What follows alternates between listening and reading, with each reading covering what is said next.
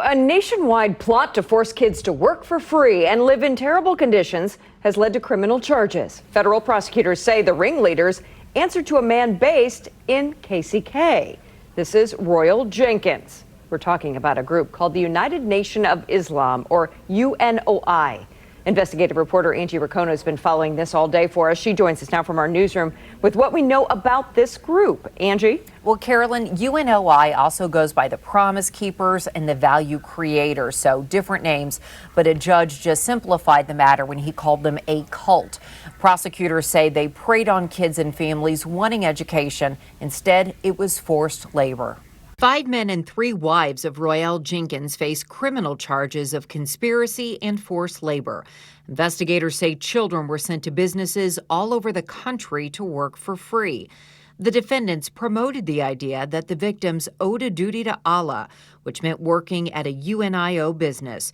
The defendants convinced the victims that if they did not comply with the rules, including performing their, quote, duty, or if they left UNIO, they would burn in an eternal hellfire or experience tragedy. Those who broke the rules also received Fruit of Islam beatdowns. Royal Jenkins is the leader of the group. He started in Maryland but moved the group to KCK and eventually released videos on YouTube. I'm the one that everybody's expecting to come, although they don't believe it.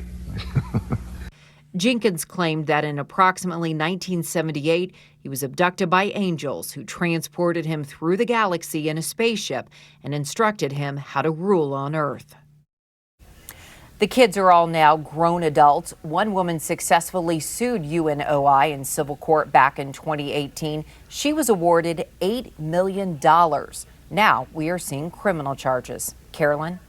Angie, thank you. And KCTV5's Nathan Vickers dug deeper into the former headquarters of this group. He's live for us now in Kansas City, Kansas, at a now abandoned building that people in the neighborhood remember as a rather unfriendly place. Right, Nathan?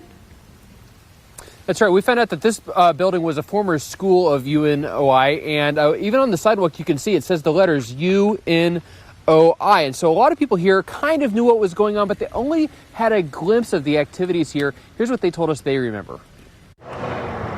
Decades ago, people in this neighborhood used to send their kids to what was then Roosevelt Elementary. They came in and out of the front door. Phyllis, who's lived around here for 30 years, remembers only bits and pieces of the owners who came next. As far as I know, they turned it into a school and then a place of worship on the weekends. She would only give us her first name, fearing retaliation from the United Nation of Islam, a group she described as secretive and at times unfriendly. They didn't come outside. If the only way that we saw any of the kids was if the girls were doing some drill out here in front. She says only members were allowed in the building. Sometimes they'd host larger conventions with other UNOI groups. These were big coach buses that brought them in, and they would line the streets where you couldn't hardly get up and down the street. She never suspected it was a cult and never knew about anything happening inside.